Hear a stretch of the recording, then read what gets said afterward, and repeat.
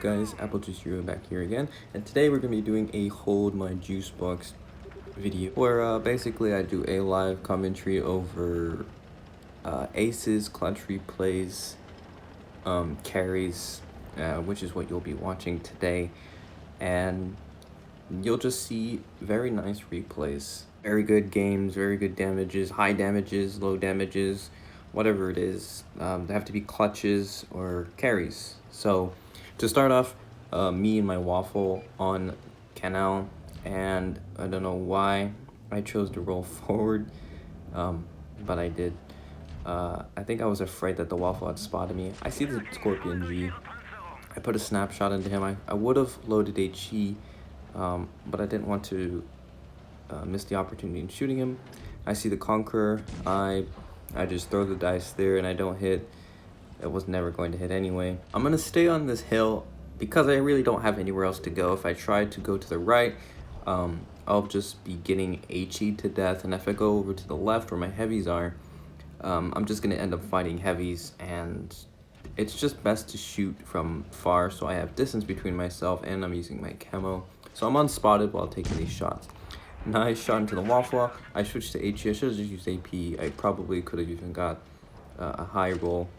I see the Tiger 2s coming closer, so I get into the bush right before he spots me. And I'm not going to pull out and shoot him just yet. I want to wait till he fires or he's not looking at me. And he does fire just when I put the shot into him. I'm spotted and I don't know what's looking at me, so I'm going to roll down here and avoid getting shot.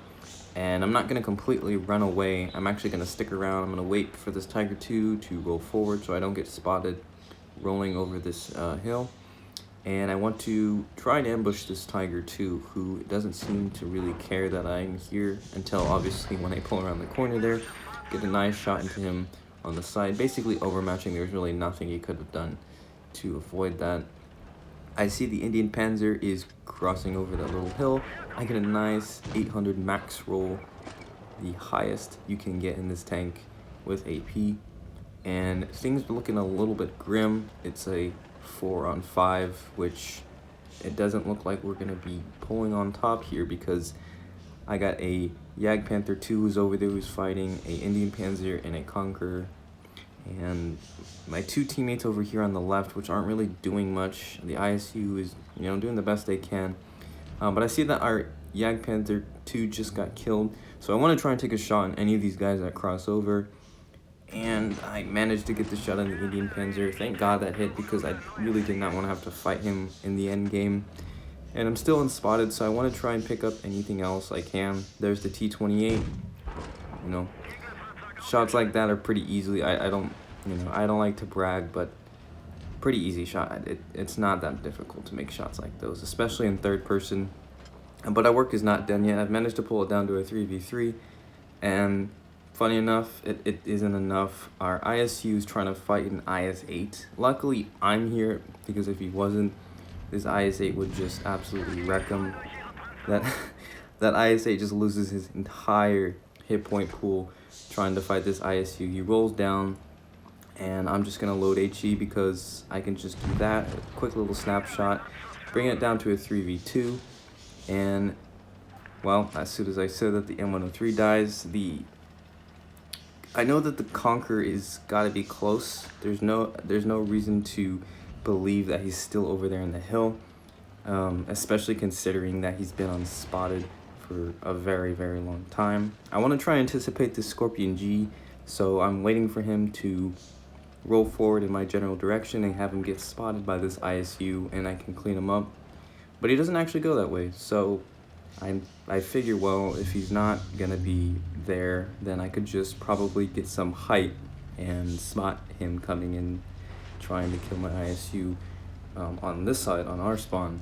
So I'm gonna go over here on this hill, and mind you, the Scorpion G has pretty good DPM, so if I do miss a shot or I do fluff it, he could potentially put 2 shots into me, which could effectively do like 1200 damage, and it really is a DPM monster. And then there's the Conqueror, which kind of surprised me. I didn't think he'd go that way, but this is a perfect opportunity. And I'm trying to get an HE shot into his engine, but there's no such presentation of a soft side where I can HE him. So I just put a regular AP into him, and that's when the ISU dies. He does the best he can. I thought he had put a shot in, but I guess he hadn't. He bounced at the beginning. So that kind of does leave me a little bit of a challenge dealing with a Conqueror that's half health and a Scorpion who is basically a one-shot, but when he's unspotted, he's most dangerous. I double back there, pretend I'm going to go down there to the left, and I'm going to try and look for his rear and shoot him in the back with HE, which is what I do. Luckily, he wasn't paying attention too much, and I was able to just get the full pen. And now it's just a matter of finding this Scorpion who fails to penetrate, ending up hitting my gun. And now I know where this guy is. So from here on out, I'm just going to follow the guy in the general direction where he shot me. And I want to just kill him. I don't really want to use AP because I don't want to lose as much credits during this game. I also know that he has no armor. None of us have armor. I mean, between me and him, I probably have more armor, but you know, it doesn't matter. We're both paper. I get a little frustrated at my teammate there. Just will not be quiet. I mean, obviously this is a win. I've carried the team. I've got 6 kills. I don't think this guy needs to keep telling me what to do. That's just my personal opinion. It just gets annoying after a while, especially considering you didn't really do much to help the team. There's the Scorpion. I have HE loaded, and he tries, I don't know what he tries to do, but I don't think he realizes I have 10 degrees of gun depression on the sides. So I can just do that, and that's GG. Relatively easy game if I have to say so myself. It wasn't too difficult, but of course you have to think through some of these things. You cannot just have games like these and not thinking, you know. You got to think a little bit about what you're doing.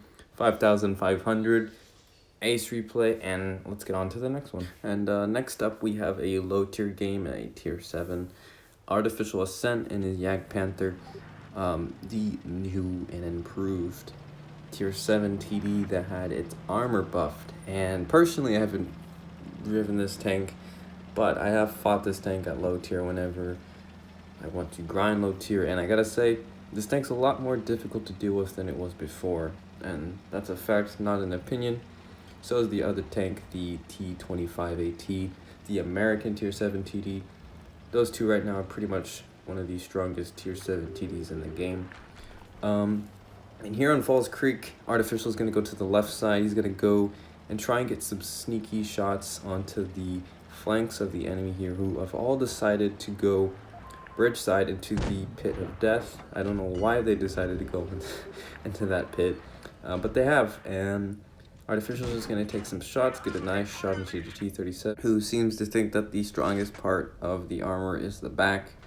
Tries to sneak in a little HE shot there. Low velocity means you got to lead more, so he doesn't connect, unfortunately. And now there's no reason really to move, especially when there's shots like that, which unfortunately he doesn't connect.